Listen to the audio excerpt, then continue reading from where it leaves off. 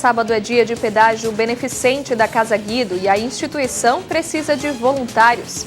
Aprovado em primeiro turno na Alesc, projeto de lei que busca evitar a exposição de informações de mulheres vítimas de violência. Depois de queda com anos de crise econômica, as vendas de carros novos voltam a subir no país.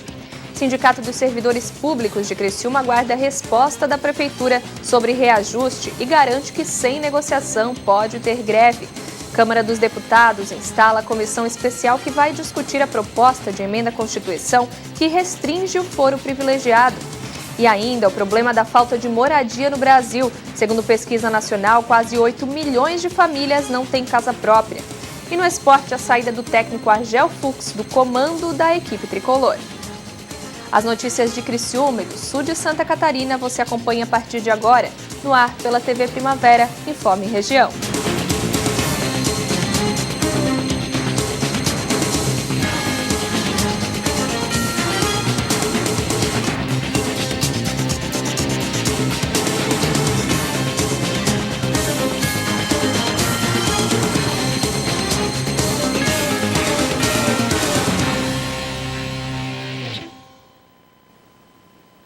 Quinta-feira, 10 de maio de 2018, para você que sintoniza a TV Primavera, uma boa noite. A Casa Guido realiza nesse sábado mais um pedágio beneficente e a instituição precisa de voluntários para auxiliar na arrecadação. O pedágio segue um calendário de ações realizado todos os anos para arrecadação de recursos para a manutenção dos serviços da instituição. São 2 a cada ano, mas para esse sábado a equipe precisa de reforços. A gente precisa de voluntários, porque nós estamos em 9 pontos na Avenida Centenário, começando desde o posto Barpe até a Próspera. E nós, na verdade, assim, para a gente ter um bom desempenho no pedágio, a gente precisa, assim, em torno de 150 pessoas.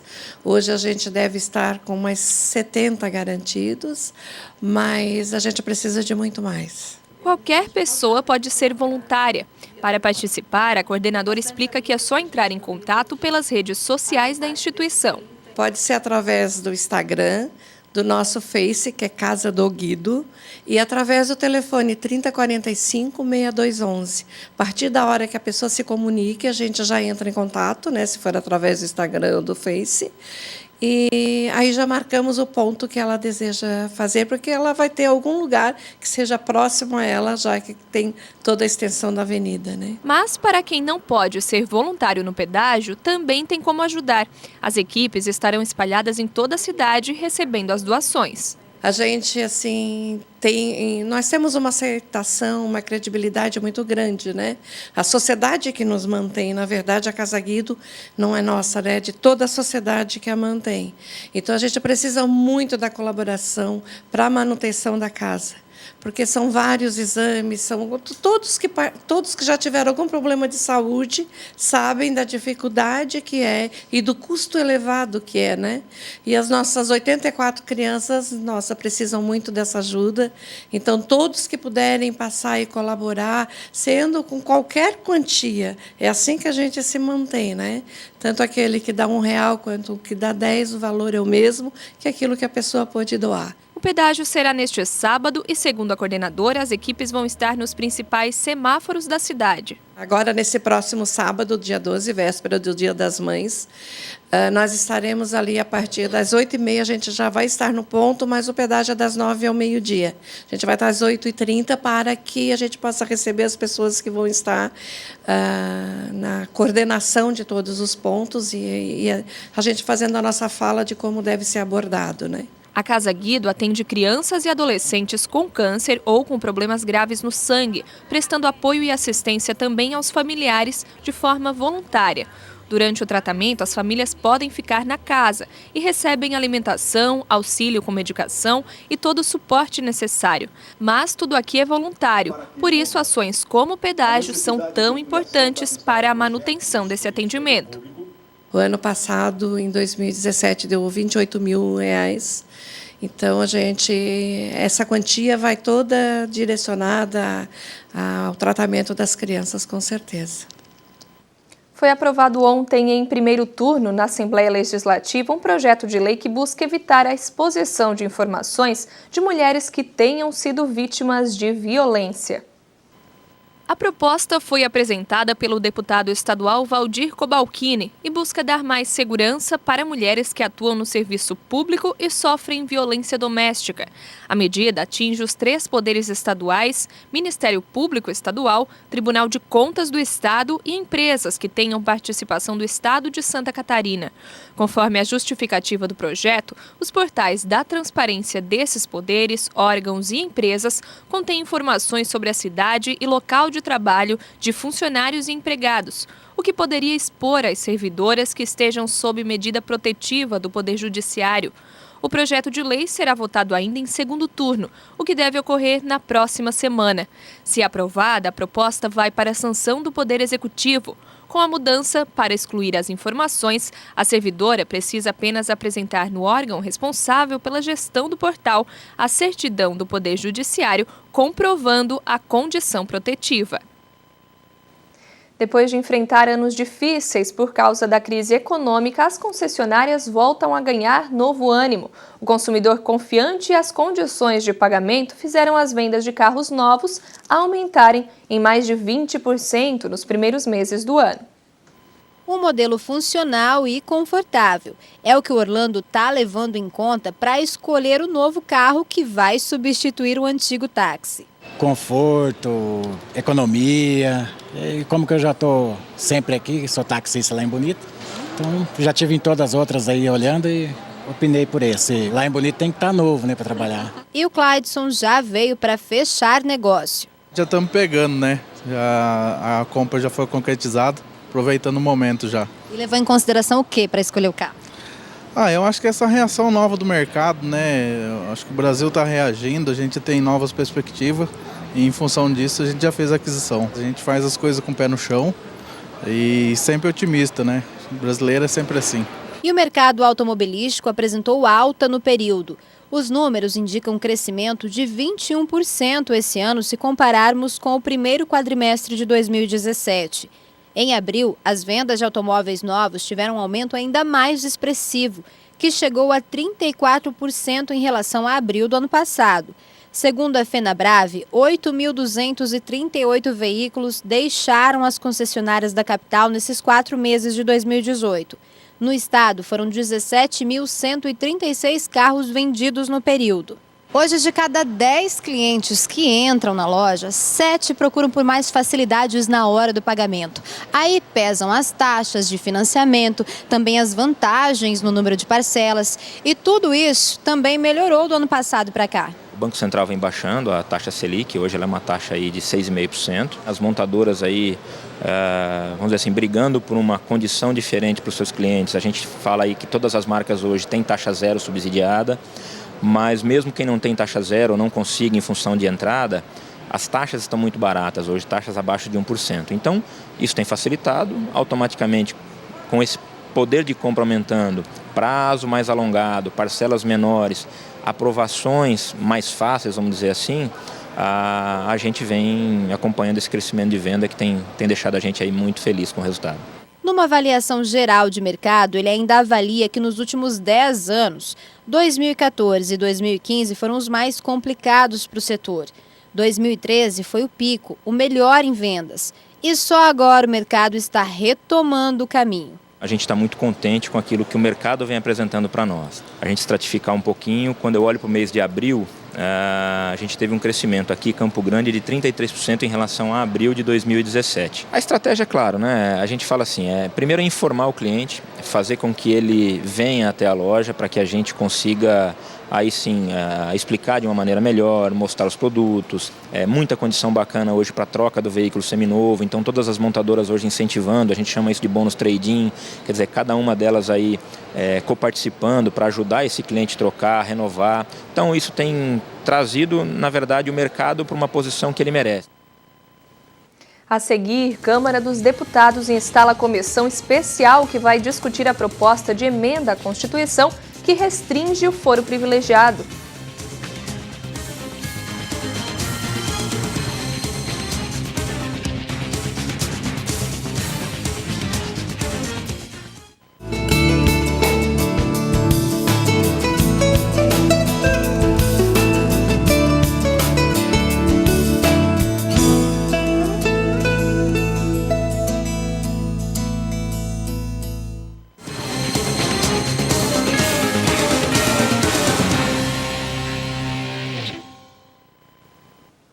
Em Criciúma, seguem as negociações entre o Sindicato dos Servidores Públicos Municipais e a Prefeitura para o reajuste salarial dos servidores.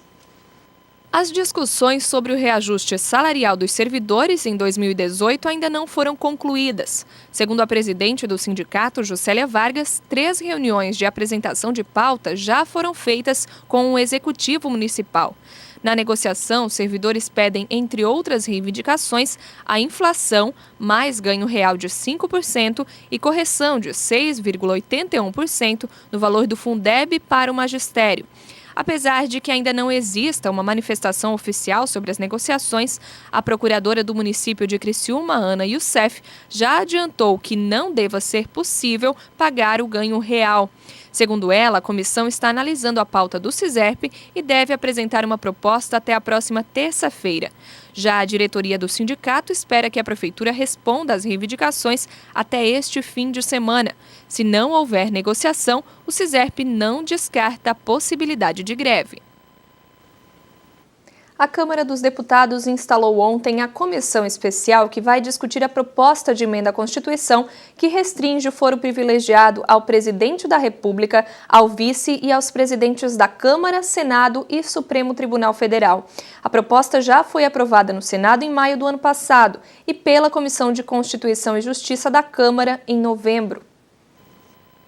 A comissão foi iniciada com a votação de quem seria o presidente. Dos 35 deputados que compõem o colegiado, 18 votaram. O escolhido foi o deputado Diego Garcia, do Podemos. Vamos trabalhar da melhor maneira possível para dar andamento em um ano, que é um ano atípico por ser um ano eleitoral, mas temos um prazo regimental e eu espero que nós, membros dessa comissão, possamos estar sempre presentes, ajudando a dar o quórum. Em seguida, o presidente escolheu como relator o deputado Efraim Filho, do DEM. Ele disse que a extinção do foro privilegiado representa uma evolução do ponto de vista de cidadania para o país. Sob a condução firme do presidente Diego Garcia, encontrará um olhar de quem quer olhar para o futuro.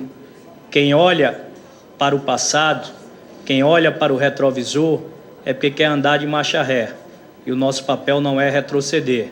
O nosso papel é olhar para o amanhã, para um futuro que o Brasil e o brasileiro espera encontrar como eco dos trabalhos que essa comissão desenvolverá. A proposta que começou a ser discutida hoje na Câmara dos Deputados quer restringir a prerrogativa de foro para presidente da República, vice-presidente, presidentes da Câmara, Senado e Supremo Tribunal Federal. Pelo texto em discussão, muita gente irá perder o benefício. Uma pesquisa do Núcleo de Consultoria do Senado Federal diz que hoje no Brasil tem cerca de 54 mil autoridades com direito ao foro privilegiado. Ou seja, só pode ser julgado por instâncias superiores. Essa mesma proposta que está sendo discutida aqui na comissão especial é a mesma que foi aprovada em maio pelo Senado e que passou pela Comissão de Constituição e Justiça da Câmara em novembro. Mas nem por isso significa que o texto terá facilidade e velocidade de votação no plenário da Câmara. Tudo em função da lentidão do calendário de votações aqui no Congresso. Além de recesso parlamentar, tem Copa do Mundo e, claro, 2018 é ano de eleição. Outra limitação para a votação da proposta é que, enquanto a intervenção federal na segurança do Rio de Janeiro estiver em vigor, o Congresso não pode fazer nenhuma mudança na Constituição. Por enquanto, o projeto será apenas discutido. Nós precisamos aguardar o fim da intervenção para aprovar. Ou, se houver um entendimento com o presidente da República de suspender a intervenção por 48 horas, a gente sanciona, aprova e depois retorna. Isso é um arranjo ainda aqui complexo, mas é possível se for pactuado. O fato é que nós não podemos mais perder tempo com isso. O foro por prerrogativa de função está agora na pauta do Congresso, mas na semana passada foi o Supremo Tribunal Federal que julgou sobre o tema. Os ministros do STF restringiram o foro de deputados e senadores a crimes cometidos durante o mandato e que estejam relacionados ao cargo. 44 casos envolvendo parlamentares foram enviados para instâncias inferiores. Essas decisões devem continuar nos próximos dias. Os gabinetes dos ministros estão analisando os casos. Pelas contas do Supremo, existem mais de 80 ações penais e quase 400 inquéritos no tribunal contra autoridades. A maioria, deputados e senadores. Mas, por ser uma decisão recente, ainda causa dúvidas em alguns casos. Um deles foi a de manter nesta terça-feira no STF o caso do deputado Eduardo da Fonte, do PP. O caso gerou preocupação dos procuradores. A Procuradora-Geral da República, Raquel Doge, questionou no Supremo sobre o caso, já que o delito imputado ao parlamentar ocorreu em mandato anterior, quando ele concorria à reeleição. Mas a interpretação da segunda turma vai no sentido de que, se reeleitos, os políticos permanecerão sendo investigados na última instância, o que tira parte do efeito positivo da decisão tomada pelo STF. Nesta quarta-feira, o ministro Dias Toffoli enviou uma proposta à presidente do Supremo, ministra Carmen Lúcia, para estender a restrição do foro privilegiado a outras autoridades. Toffoli justificou que a extensão visa eliminar controvérsias entre tribunais que pudessem gerar, segundo ele, grave insegurança jurídica. Esse tipo de pedido não é avaliado de imediato pelos ministros em plenário. Passam ainda por análise técnica da Secretaria do STF e aguardam um parecer da Procuradoria-Geral da República. No Congresso, parlamentares põem em xeque a autonomia dos ministros para legislar, mas negam que a abertura da comissão seja uma retaliação ao Judiciário. Esta PEC foi aprovada no Senado. Desde dezembro está para ser instalada esta comissão, que só agora se completou os números, e a instalação dela é uma resposta a dar ao Supremo Tribunal Federal, até porque se legisla toda hora. Quem tem que cumprir com esse papel é o Parlamento brasileiro e não o Supremo Tribunal Federal. Esse não é o papel deles. Eu não estou participando de retaliação nenhuma, não concordo. Acho que já é tarde a decisão sobre foro privilegiado, que nós precisamos, já tínhamos que ter resolvido isso. O Supremo deu um passo. A Câmara tardiamente instala essa comissão e nós vamos votar. A seguir, o esporte, oficializada ontem a saída do técnico Argel Fuchs do comando da equipe tricolor.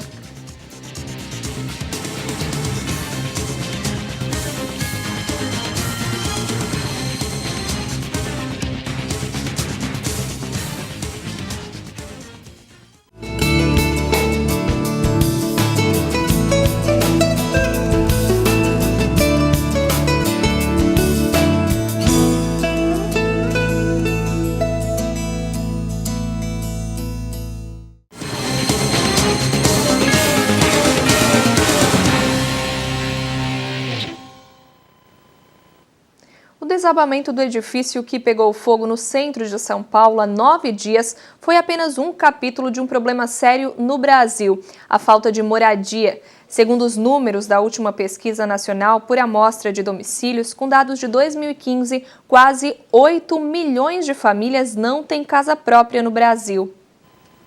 92 famílias de sem-teto moravam e pagavam aluguel no edifício Wilton Paes de Almeida. Apelidado de prédio de vidro, foi considerado de interesse histórico e tombado em 1992. O marco da arquitetura urbanista, que pertencia à União há 16 anos, foi ocupado de maneira irregular. E como o Wilton Paes de Almeida, hoje muitos edifícios estão habitados de maneira irregular. No centro de São Paulo, segundo a Secretaria de Habitação do município, são 70 prédios. É o caso do Columbia Palace, em meio à Avenida São João. O antigo prédio de luxo deu lugar a cerca de 70 famílias que encontraram abrigo para fugir das ruas pela falta de dinheiro e oportunidade no mercado de trabalho. Segundo a PNAD do IBGE, há 3 anos faltavam 7 milhões e 700 mil moradias em todo o Brasil.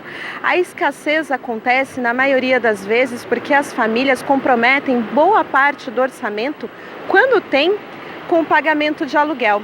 E como a renda do brasileiro anda bem baixa, fica bem difícil fechar essa conta. Foi justamente por não ter como pagar aluguéis tão absurdos que a Thaís decidiu procurar um grupo ligado às questões de moradia. Então hoje para você é melhor estar aqui na ocupação do que estar pagando um aluguel, estar vivendo numa periferia? Com certeza. Aqui eu tenho tudo perto. Eu trabalhava aqui depois da ponte da Rio Branco, né? Do viaduto, né? E hoje eu não sei ainda para onde que eu vou, mas não devo ir para muito longe, porque aqui a gente tem metrô, tem ônibus, tudo que é ônibus aqui na porta. Então não tem coisa melhor. Para remediar parte do problema em São Paulo, a Prefeitura entregou desde 2013 até agora uma média de 3.800 moradias por ano.